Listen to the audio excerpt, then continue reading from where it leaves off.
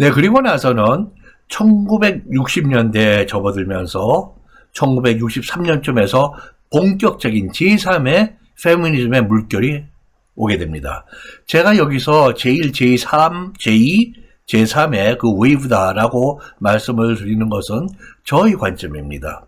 사람 학자들에 따라서 여러 가지 그런 웨이브가 있다고 무엇을 강조하느냐에 따라서 보는 관점에 따라서 이 연대나 어떤 현상을 강조하느냐가 달라질 수 있습니다.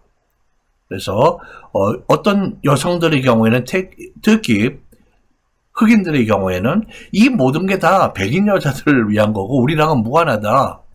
우리는 흑인 여자들만의 페미니즘이 필요하다. 라고 해서 The Second Wave라는 feminist movement in the African American Black Power, Black Women Power입니다. 그런 분들은 또 거기를 The Second Wave라고 불러요. 그러니까 어느 표현이 딱 고정되어 있는 것이 아니라 어느 학자나 어떻게 보는 관점이 무엇을 중요시하고 어느 시대를 특히 이야기하느냐에 따라서 그렇게 이야기가 이름이 달라질 수 있는 것 유의하시고요.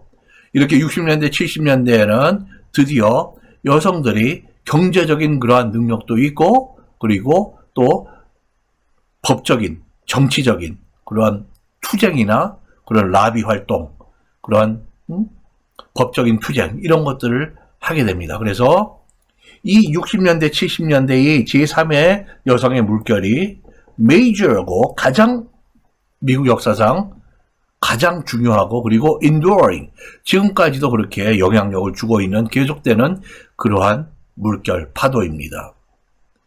여기에 그 가장 선두라고 볼 수 있는 여성 액티비스트가 있었는데 그분의 이름이 베리 프리단이라고 부릅니다.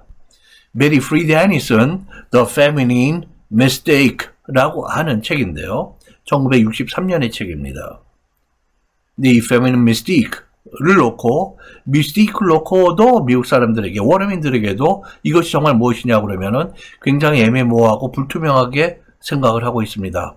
여기서 미스티크라는 것은 여기 a framework of ideas, beliefs, doctrines, etc.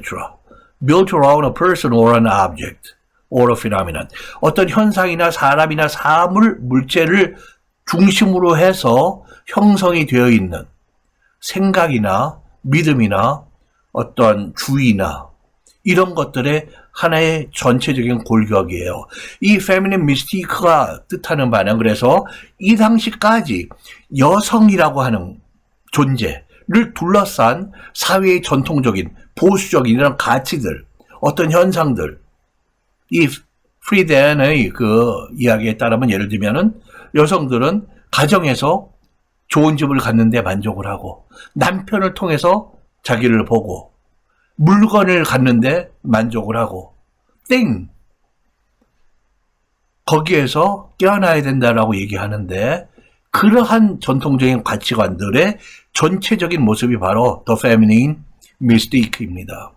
그리고 3년 후에 1966년에 National Organization for Women, NOW 줄여서 여성 단체가 창립이 됩니다. 이것은 지금까지도 가장 커다란 미국의 여권 그 페미니스트 그 조직이고요. 그 다음에 1972년에는 미스하고 미세스를 합친 그러한 표현이죠. 왜 남자들은 미스터로 기혼인지 미혼인지를 표식을 안 하고 우리 여자들만 그거를 세상에 드러내놓고 공개해야만 되느냐. 이거 페어하지 않다. 그래서 이 당시에 이렇게 사회문화적으로 여권의식을 가진 사람들이 모여서 만든 잡지 이름이고 이 이름을 따라서 지금까지도 미즈라는 여성의 그 호칭, 존칭의 그 표현이 쓰이고 있는 거죠. 그래서 입법 활동으로는 63년에 Equal Pay Act, 남녀가 똑같은 일을 하면 똑같은 보수를 받아야지 하는 법. 그리고 64년에 민권법인데요. 거기서 타이틀 7에 고용이나 직장 이런 데서 성차별 금지.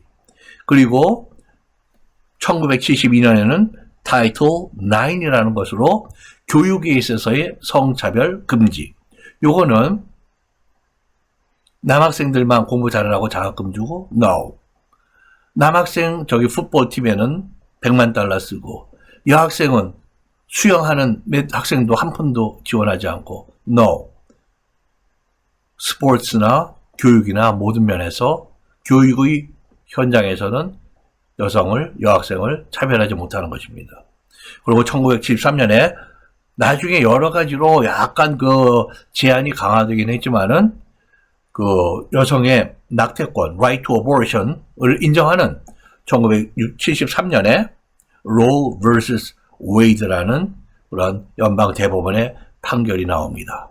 그리고 또 하나, 이런 입법, 그런 법적인 것이 아니라 대통령이 가지는 executive order, 행정명령이 있습니다. 대통령이 재임하는 동안에 그러한 법적인 효력을 입법부가 아니라 행정부에서 갖게 되는 거죠. 그래서 그것을 affirmative action이라고 그러는데요. 여기에서는 인종, race나 national origin, 독일계인지 중동계인지 그러한 민족적인 어떤 기원, gender, 성별, sexual orientation 또는 종교적인 정치적인 어떤 신조 이런 것에 기반을 해서 사람을 차별하지 못한다. 그래서 긍정적인 액션, 행위라고 하는, 행동이라고 하는 그런 표현인데요. 그것이 바로 정부 중에도 행정부, executive order를 통해서 이루어지는 제일 먼저 존 F 케네디가 1961년에 이런 인종이나 성차별을 금지하는 비교적 미약하지만 첫 번째 시작을 합니다. 그 다음에 1965년에 린든 존슨 대통령이 존 F 케네디가 암살을 당하고 부통령이 대통령이 되거든요. 이 린든 존슨 대통령이 갑자기 굉장히 야심이 있는 대통령으로 탈바꿈이 됩니다. 존 F 케네디보다 내가 가만히 있어봐. 이렇게 사고로 내가 대통령 됐지만 내가 더 잘할 수 있는데. 그래서 비교적 보수적인 이 민주당 대통령이 상당히 진보적이고 어떤 사람에게는 얘가 왜 이렇게 갑자기 급진적이야 라고 보일 정도의 그러한 예를 들면은 배고픔, 가난과의 전쟁을 선포한다든지 그러한 진보적인 그러한 움직임을 하게 되죠. 1961년, 65년쯤에는 이 affirmative action을 통해서 여성의 권리가 향상이 된다는 거예요. 그래서 1960년대, 70년대 초반 이럴 때 상당히 강력하고 여러 중요한 그런 이벤트들이 생기는 거예요. 그것이 바로 다 여기 이렇게 이 페이지에 정리를 해드린 것입니다. 다시 한번 이 third wave는 그렇게 major 여권 운동이고 movement예요. 그리고 현재까지도 그렇게 enduring 그렇게 영향을 주고 현재에도 그렇게 계속되는 그런 파도 물결이다. 이 the third wave를 우리가 60년 70년대 이렇게 보게 되면 그러나 뚜렷한 한계가 있었습니다. 비교적 빠른 템포에 여성들의 그 권리가 많이 올라갔는데요. 이 여성들이 백인 여성 중심이었다는 것입니다. 그래서 이 여성들이 길거리에 뛰쳐나오고 여러 가지 랠리와 그런 행진을 해도 흑인 여성들은 여기 붙여주지 않은 거죠. 그래서 이러한 뚜렷한 한계를 갖고 있었다. 물론 흑인뿐만 아니라 다른 소수 인종의 여성들도 끼워주지 않은 배척한 그러한 모습이었어요. 그리고 이 시대에 또 1965년 그리고 72년에 확대되는데요. 소위 너펠이라고 불리는 그러한 약, 피임약입니다. The contraceptive pill, 너펠이라고 그렇게 줄여서 사람들이 흔히 그렇게 불렀던 거죠. 65년에는 기혼 여성들에게 그리고 72년에는 미혼 여성들에게까지 확대되었습니다. 그래서 이렇게 시장에 출현한 피임약을 통해서 여성의 해방적인 의식 또는 실제로 그런 행동이 굉장히 탄력을 받게 됩니다. 그래서 이 여권을 이 피임약의 사회 문화적인 그러한 임팩트, 그런 영향 충격을 면밀하게 조사한 사람들은 뭐라고까지 부르냐면 여권운동 지난 100년의 영향 이상이다. 이 필 하나가. 또는 아예 여성의 전 인류의 반이 여성인데 인류 여성 역사상 최대의 변화가 overnight 이 약 한 방에 의해서 하룻밤에 그렇게 변했다고까지 그 영향을 평가를 하는 것이죠. 여기 지금 사진을 봐주시면은 그렇게 1963년에 Feminine Mystique라는 이 책이죠. 예. 제가 가지고 있는 책을 스캔을 해서 여기 보여드리고 있는데요. 1963년에 여성의 인생을 그리고 여성이 가진 의식세계를 자기도 여성이면서 2차 세계대전 중의 그 할로코스트라고 하는 유대인 대학살이 있었죠. 거기에 아우슈비츠의 그런 강제 수용소, 컨센트레이션 캠프에 여성이 살고 있는 환경을 묘사했습니다. 비유를 했어요. 그래서 충격적인 표현이었죠. 컨센트레이션 캠프. 여자 입장으로도 내가 지금까지 잘 살고 있는데 행복한 걸로 알고 있는데 내가 그렇게 죽음을 앞둔 그런 컨센트레이션 캠프가 내 집이란 말이야? 이런 충격을 받은 것이죠. 그래서 The Feminine Mystique라는 그러한 제목 아까 설명드렸죠. 이렇게 해서 여성 액티비스트들이 60년대 이제 중후반에 그렇게 거리와 광장에 뛰쳐나오고 또 언론과 문화예술에서 페미니즘을 외치고 그리고 얼마 안 가서 불과 7년, 8년, 10년 정도 되면 1972, 3년 되면은 미국의 가정의 부엌에까지 들어와서 자리를 잡았다고 이런 여성사, 여성 문화사들이 그 전문가들이 입을 모아서 평가를 하고 있습니다.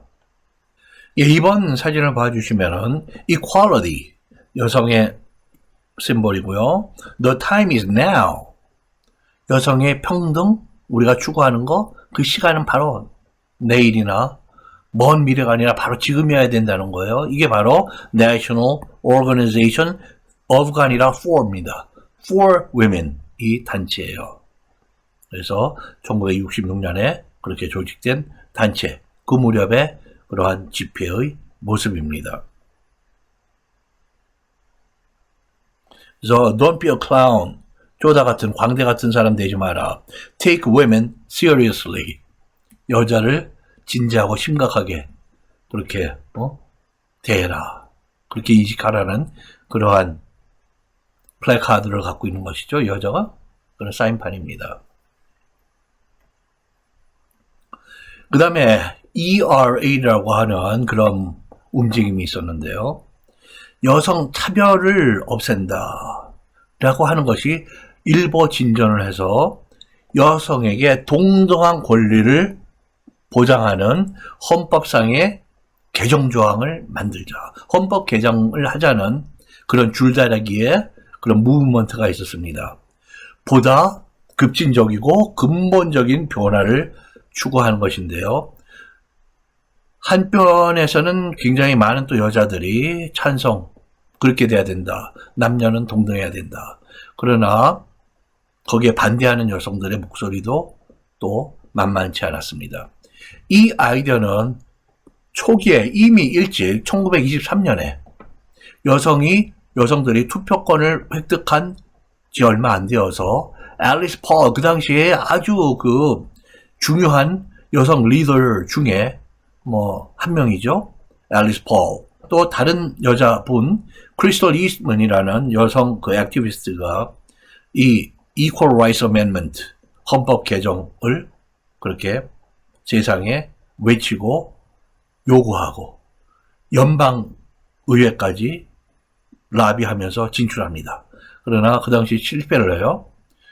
여성 운동 지도자들과 그 사회 개혁 리포머들, 개혁 활동가들 이런 분들은 상당히 자기 자신들도 경제적으로 넉넉하고 또는 여권 의식이 굉장히 높은 분들인데요. 이분들은 지지를 했는데 누가 반대를 하게 되냐면 이거 동등하게 하면은 우리 여성들을 보호하는 그러한 급료라든지 또는 근로 조건, 신체적인 어떤 보호 이런 것들이 사라진다. 그래서 우리가 그야말로 남자들과 동등한 조건에서 일하게 된다. 그러면 우리가 그걸 어떻게 감당하냐. 반대의 그러한 결론을 냅니다. 그래서 지지보다 반대가 커서 여성 근로단체들이나 그러한 보호적인 여성의 그 삶의 또는 근로의 환경을 지지하는 비교적 좀 보수적인 그러한 여성 단체들이 반대를 해서 곧 사그러지는 그러한 목소리였고요. 그러나 이 목소리가 다시 1960년대 중후반 이런 페미니스트 무브먼트가 막 집회를 하고 길에 나올 때 곧 따라 나옵니다. 그래서 1971년에 연방 의회에다가 재상정합니다. 그래서 법안이 Equal Rights Amendment 그런 평등권 그런 개정 조항이 하원에서 3분의 2 통과 71년 10월 그 다음에 또다시 세넷 상원의원에서 72년 3월에 통과 아주 순항을 했던 그런 법이었죠.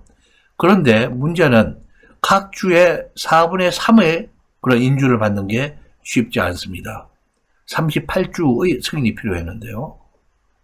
그것이 79년까지 3월 22일까지 4분의 3주가 찬성을 하면 헌법이 개정이 되고 이 상당히 시간을 갖고 신중하게 하는 것이죠. 그러나 35개 주가 그 기한 이내에 거의 뭐 다 갔는데 세 주의 표가 모자라서 주저앉게 됩니다. 그런데 최근에 2015년 이후에 이 이슈가 재점화돼서 네바다, 일리노이, 버지니아 이 세 주가 추가 승인을 하게 됩니다. 그럼 38주이죠. 그러면은 ERA가 돼야 되잖아요. 근데 의회에서 움직일 때 그 조건이 그렇게 79년 3월 22일이었는데 이렇게 늦게 승인된 거에 법적인 그런 유효성이 논란의 지금 대상이 되어서 아직 ERA의 그 운명은 불투명한 상태로 현재 있습니다. 그러한 합법적인 의회 활동, 입법 활동이죠. 그리고 때로는 법정에 가서 그렇게 투쟁을 하는, 그리고 길에 나오고 광장에 뛰쳐나오고 하는 그러한 아주 활력이 넘치는 그러한 여성운동이 더 열기를 띠면서 소위 radical, 급진적인 과격하다고 할 수 있는 그러한 페미니즘의 모습도 일부가 보이게 됩니다. 68년에서부터 72년 이 무렵에 이 페미니스트 그 열기가 피크에 도달할 때 소위 갈등, 사회 갈등 또는 사회주의 또는 마르크시즘 이러한 이론이나 관점을 포용을 하는 그런 라디컬한 여권주의를 주장하는 사람들이나 그룹들이 일부 나타나게 되고 또 한쪽에서는 뭐 문화적이기도 하고 또 굉장히 전투적인 것인데요. militant 페미니즘이라고 전투적이다. 왜냐하면 여성들 중에는 야 우리도 군대 가고 남자들과 똑같이 하고 머리도 스포츠맨 남자들 운동선수나 아니면은 저 육군 저 남자애들처럼 크루컷이라고 하는 그 짧은 그 머리 스타일 있죠? 그걸로 하고 그리고 Army Field Jacket 그 육군 전투복 같은 걸로 입고 다니고 그러한 그 젊은 여권 주장하는 액티비스트들이 이렇게 밖에 집회도 하고 모습을 보이는 그런 밀리턴트 그런 페미니즘도 등장을 하게 됩니다. 그런가 하면 문화적으로 이제 거의 여성이라고 하는 것의 모든 심볼이나 겉모습을 싹 없애자. 남성을 위한 그러한 것이다. 우리가 몸에 걸치고 있는 것까지. 그래서 이 브라버너스라고 하는 그러한 여성들이 등장을 해요. 그래서 여기 보시면은 1968년에 미국 동부의 그 도박 도시로 잘 알려져 있죠. 애틀랜틱 시티인데요. 거기에서 미스 아메리카 대회에 반대하는 이 페미니스트들이 모여서 자기네들의 그 속옷을 벗어서 이 쓰레기통에 집어 던지고 일부는 쌓아놓고 불을 붙입니다. 그래서 burner라고 하는 그러한 표현으로 불리게 되었는데요. 이 쓰레기통은 freedom trash can이라고 불렸습니다. 우리가 이제 남자들과 이런 족쇄에 힘드는 거, 조여매고 있는 거 다 풀어 제끼고 자유롭자. 그래서 freedom trash can이라는 그런 이름으로 이 쓰레기통이 불리게 된 것입니다. 그러니까 60년대, 70년대에 이 페미니스트의 그 여러 가지 모습들이 있었던 거죠. 즉 페미니즘이 하나로 존재하는 게 아니라 관점에 따라서 여러 가지 페미니즘의 그러한 관점들이나 그러한 조직들이나 활동들이 서로 경쟁하고 협력하고 때로는 갈등을 빚고 하는 그러한 여러 가지 모습인 거예요. 그래서 제가 이 강의에 영어 그 타이틀은 한국어에는 잘 드러나지 않지만은 그 The Long Road 그 길이다 to Human Dignity 인간의 그 존엄성으로 가는 길이 로드가 여러 개 있다고 해서 그거를 함축하는 의미 복수형으로 쓰는 겁니다. 이렇게 굉장히 다양한 모습을 지금 보여주고 있죠.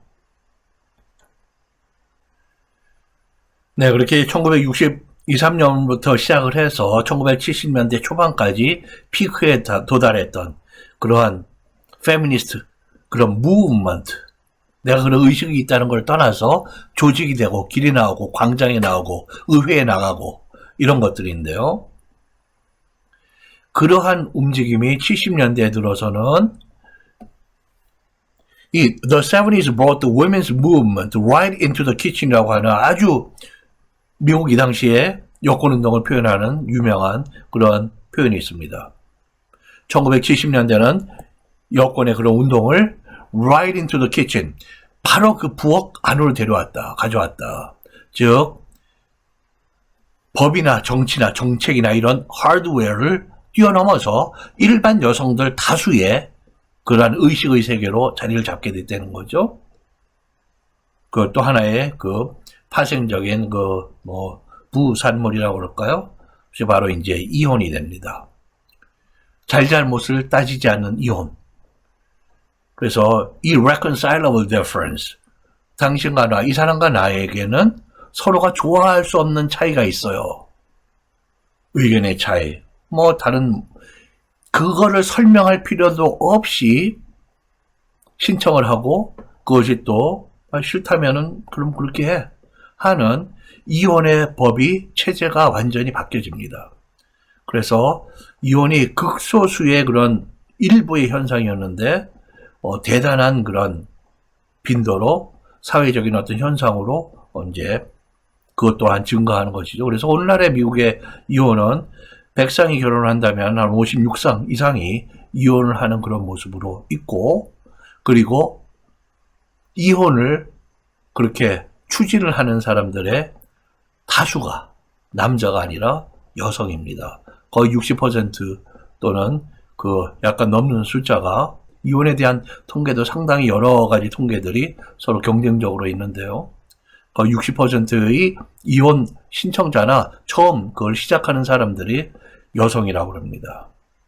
그렇게 60년대, 70년대에 그렇게 퍼블릭 포럼을 통해서 이루어진 그런 페미니스트 무브먼트가 일상 가정까지 들어오고 또 일반적인 액티비스트가 아니라 일반 여성까지 아주머니들 한테까지 그렇게 확산이 되는 그런 모습이었는데요.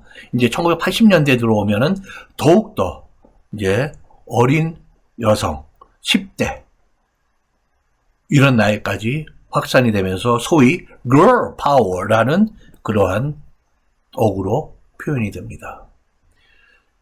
그래서 이거는 60년대, 70년대 그 제3의 여권의 파도의 하나의 진화의 그러한 모습이죠.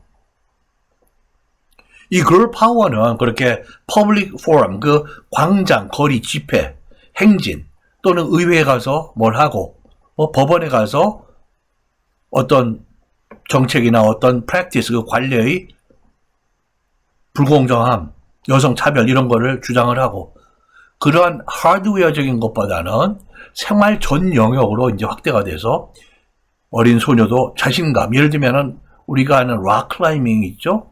암벽, 등반. 물론 아주 전문적인 그런 산악 지형에서 하는 것은 아니고요. 일상적으로 하는 그런 뭐 레저 활동이라든지 그런 걸 보게 되면은 여자아이들이 압도적으로, 남자아이들은 그냥 하고 놀라운 듯이 쳐다보기나 하고, 그리고 소녀들이 축구에 열광적인 그러한 관심과 자기가 또 실제로 축구를 하고 그런 것들, 그러한 자기의 그런 자신감, 능력을 표현해보고 독립성, 존엄성 이런 것을 학교, 직장, 자기가 보이는 입는 패션, 내가 남학생 또는 남자와의 또는 여학생 이런 남녀의 관계 또는 자기의 신앙 이런 전 영역에 여성의 존엄, dignity 라고 하는 의식이 들어오게 되는 것이에요.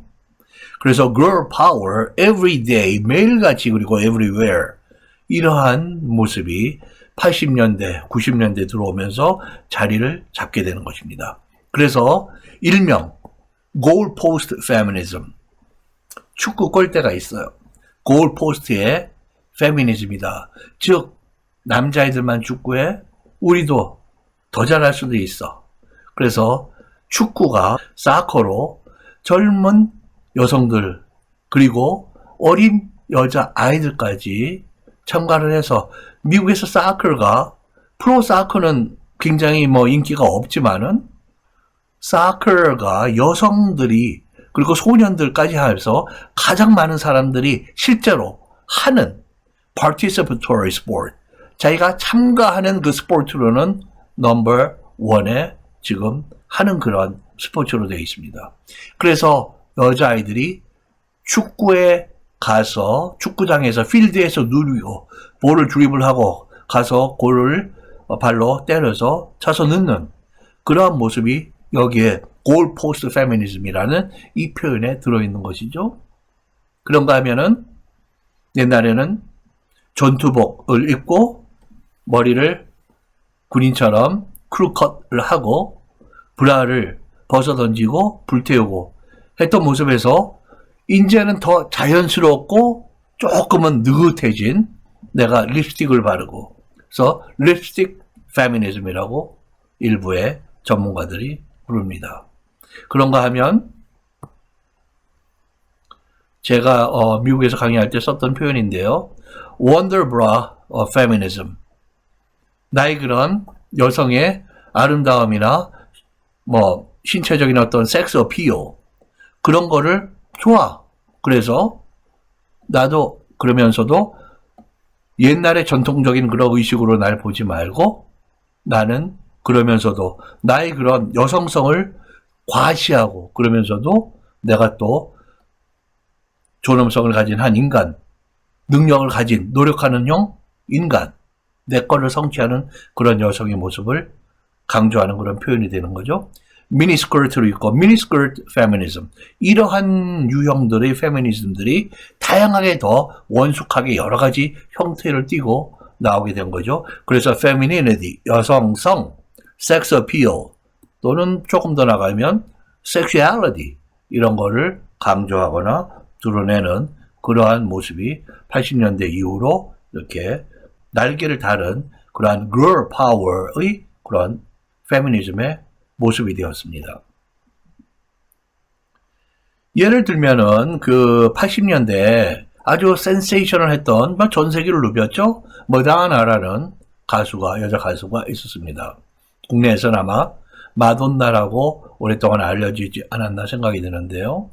이 머다나의 Like a Virgin 1984년의 노래인데요.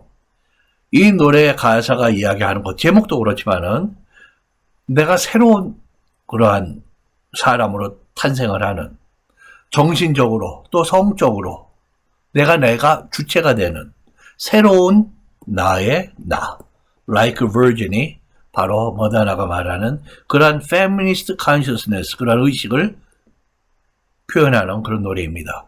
새로운 깨달음, 눈뜸, new awakening, 그러한 변화, 무엇로부터 lost, 내가 갈 길을 잃어버리고, beat, 두드려 맞고, 방황하고, incomplete, 나는 불완전한 미완성 제품이야. sad, 슬프고 남자아이한테 혼나고 비웃음 당하고 blue, 남자애 나 버리고 떠나고 이런 내가 선택되고 그런 것에서부터 여기 또 보면은 I've been had 남자에 의해서 선택이 되고 취해지고 내가 주체적이지 못했던 그런 모습으로부터 You are mine 이제 거꾸로 야 너 내 마음에 드는지 볼게 너 이리 와봐 아니면 넌 이제 내 거야 이런 식의 내가 주인이 되는 그런 삶 내가 이제 빛을 발해요 shiny 새로워 new strong 강하고 bold 대담하고 이러한 나의 새로운 awakening 그 변화를 이야기하는 그러한 노래이죠. 네, 그 다음으로는 영국의 이야기를 잠깐 드리면은 그 왕실에 들어간 프린세스 다이애나 왕실에 들어가서 전통적인 여성의 한계 안으로 들어갔다라고도 볼 수 있지만은 그 전통의 그 맥락이 그 끈이 워낙 강한 거여서 다이애나의 그러한 프린세스로서의 그런 모습을 왕실은 충격을 받은 거죠.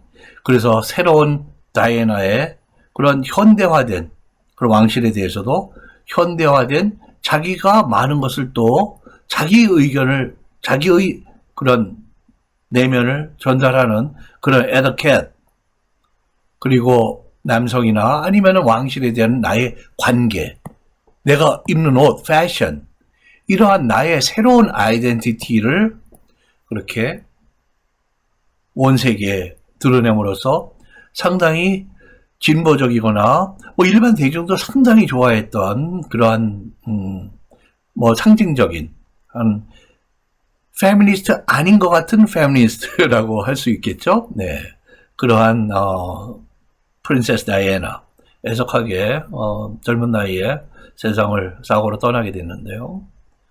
그런가 하면은 대중 그 영화나 물론 노래에도 상당히 많이 이제 들어오게 되죠. 근데 영화를 보면은 몇 가지 이제 관심 있는 분들께는 제가 권해드릴 이 대표적인 영화로는 Alice Doesn't Live Here Anymore. 앨리스 여기 더 이상 살지 않아요. 1974년 영화인데요. 비교적 초기의 영화입니다.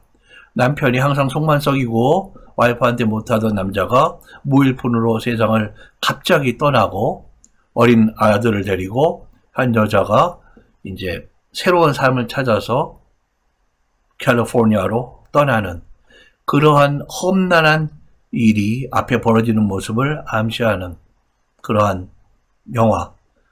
그리고 An Unmarried Woman, 결혼하지 않은 여성이라고 이제 이혼을 고려하고 어떻게 당당히 살아갈 수 있을까 그러한 그림을 그리는 그런 모습이죠. 그리고 직장 생활에서의 그러한 여건의식, 이제는 남자 보스가 함부로 하고 때로는 와서 옆에 지나가면 엉덩이 탁 때리고 하는 그런 것들에 대해서 가만히 있지 않는다. 이제는 얘기할 거야. 그래서 침묵을 깨는 9 to 5, 1980년, 그 다음에 Working Girl, 1988 영화입니다. 그리고 제가 그 원더브라 페미니즘이라고 불렀던 그것은 원래는 캐나다에서 시작이 된 거고요. 1964년에. 그러나 실제로 미국 시장은 30년 후인 94년에 미국 시장에 들어와서 overnight sensation, 하루아침에 그렇게 센세이셔널한 그러한 제품이 되었습니다. 그래서 이 유사 상표들 그리고 경쟁 제품들 또한 그렇게 여성성을 강조하고 인정하는 걸 떠나서 넘어서 강조하고 그러면서도 당당한 여자로 가는 그러한 문화적인 거기에 이제 셀링 포인트가 있었고 여성 소비자들이 거기에 그렇게 굉장히 열성적으로 반응을 했던 거죠. 이 새로운 또 중요한 움직임으로는 잠깐 말씀드렸지만 여성들 중에도 흑인 여성들의 입장은 또 상당히 달랐던 것입니다. 백인의 많은 교육도 받고 아니면은 좀 집안도 넉넉하고 했던 '중산층 여자들이 추구했던 그런 페미니즘과 흑인이기 때문에 겪어야 되는 서름과 더 큰 차별, 흑인인데 또 여자이기 때문에 이중적인 차별. 그리고 물론 이런 페미니스트 시대는 아니지만은 노예 시대의 후반기에 한 흑인 여자가 Been in the storm so long, 너무 오랫동안에 폭풍 속에 있었어요라는 그러한 절규를 한 표현이 있었습니다. 흑인이고 노예고 여성이다. 삶의 그 발자취나 그 삶의 고통의 정도를 우리가 지금도 그 사람이 아니지만 어느 정도는 가늠해 볼 수 있다고 생각됩니다. 그래서 흑인 여성들에게는 이 백인 중심의 지금까지의 페미니즘만으로는 우리를 지키지 못한다. 그래서 블랙 페미니즘이 80년대, 90년대 새로운 세력으로 등장합니다. 그래서 여러분들 중에 조금 연세 드신 분들은 아마 보시지 않았나 생각되는데요. 그 당시에 세상에 굉장히 그 선풍적인 충격과 인기를 모았던 The Color Purple 1982년 작품입니다. 이 소설에 그리고 그 다음에 이제 영화가 나오는데요. 예, 그 작품의 작가 앨리스 워커인데요. 소설가, 시인이자 이 여권 활동가인데요. 이 흑인의 페미니즘은 다를 수밖에 없다는 역사적인 그러한 주장, 그렇게 굉장히 호소력, 설득력이 강한 그러한 주장을 하면서 페미니즘이라는 이름 자체가 우리에게는 어울리지 않는다. 그래서 womanism, 즉 African American 또는 Black womanism을 암시하는 womanism이라는 이름으로 흑인 여자들의 인권과 평등, 존엄성을 추구하는 그 의미를 이 한 낱말에 담아서 표현을 하는 거죠. 그리고 그런 블랙 페미니스트를 womanist라고 그렇게 불러온 것입니다. 우리가 무엇으로 부르든 간에 분명한 것은 흑인들의 경우에는 백인 여성 페미니스트들이 배척을 하고 끼워주지 않고 자기네들의 어젠다, 자기네들의 활동 목표 이런 데 거의 고려를 하지 않음으로써 당연히 흑인들 여성들의 권리와 이익은 다른 루트를 찾지 않으면 안 되는 그러한 역사적인 필요성이 있는 것이죠. 그런가 하면 흑인 여성뿐만이 아니라 이제는 레즈비언 여성, 트랜스젠더 여성의 페미니즘. 거기에 또 흑인 여성이 레즈비언이면 더욱더 넘기 힘든 산이 있는 거죠. Black Lesbian Feminism. 이런 다양한 그 페미니즘의 모양들, 그러한 가는 길들이 있어 온 것입니다. The Girl Power, 때로는 이렇게 GRRL로 표현이 되는데요. R 3개. 처음 사용된 것은 1991년에 미국의 펑크락 밴드인 비키니 킬이라고 하는 밴드인데요. 그 4년 후에 1995년에 스파이스 걸스, 영국의 팝 그룹이죠. 여성. 그리고 샴푸, 영국의 역시 여성 팝 듀오, 두 여성 가수들로 구성된 이러한 그룹들이 자기네들의 팬 관리를 위한 팬 잡지나 나중에는 온라인상 또는 노래 제목, 가사 등의 걸 파워를 사용하게 됩니다. 처음에 이들의 타겟은 어린 소녀들에서부터 티네이저들, young women. 이후로는 이 표현이 그렇게 여성들, 일반 대중으로 확산이 된 것이죠. 이 걸 파워는 그렇게 광범위한 여성의 연령층으로 확대되면서 또 이 주제도 상당히 다양해집니다. 예를 들면은 1959년에 미국 시장에 나왔던 그 바비 dolls, 그 인형들 보면 굉장히 여성성을 강조하고 남성을 즐겁게 하고 남성에게 복종적이고 이런 것으로 알려져 왔죠. 그래서 그렇게 그 인형들을 가지고 노는 꼬맹이, 뭐 3살, 5살 여자아이들도 그런 보수적인 가치관을 갖게 되고 남자에게 순종하고 남자에게 도움이 되는 옛날식으로 얘기하면 한국의 현모양처 같은 그러한 가치관이 그렇게 주입이 되고 그랬는데 2004년에 보면 무슨 말씀을 우리 바비 이 딸이 이제 대통령이 됐어 라는 프레젠트 바비가 이러한 다양한 모습에 그러나 여성주의, 여성의 권리와 그런 이익, 평등, 존엄이 확산이 되면서 아이들의 바비 dol까지 등장하게 된 겁니다. 그래서 Legally Blonde라는 조금 이따가 그 포스터를 보시겠는데요. Legally Blonde라는 영화도 있었어요.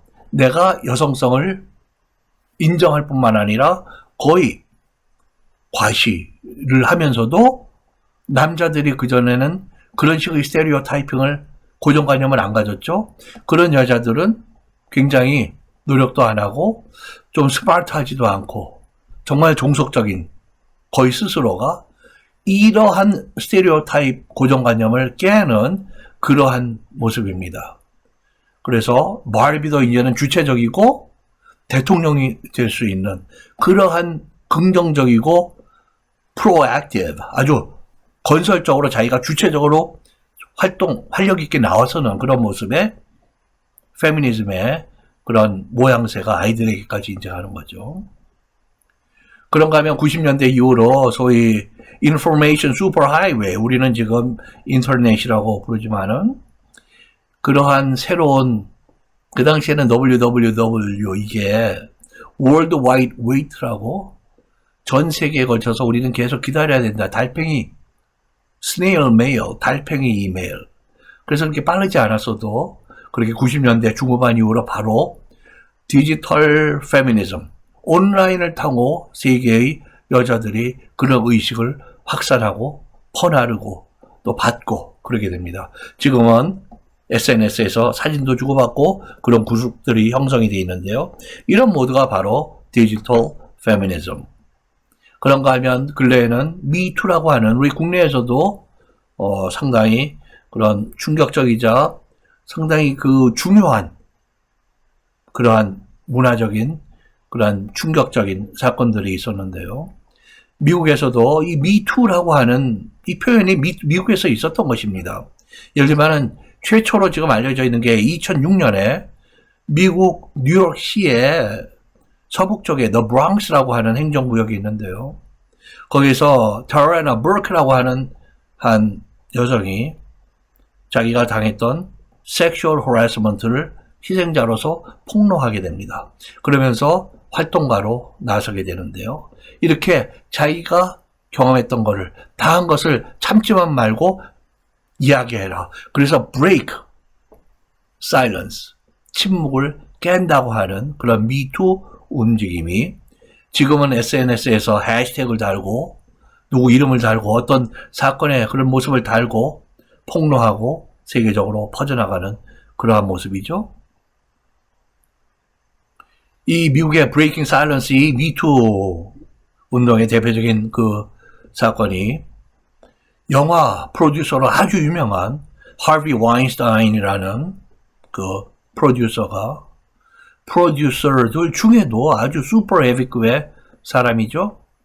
80명 이상의 여성들이 거의 40년간의 그런 기간에 걸쳐서 섹슈얼 어뷰스를 당했다고 고소를 하게 됐습니다. 그래서 중범죄 2개가 유죄 확정을 됨으로써 지금 23년에 그런 형을 살고 있는 그러한 모습이에요.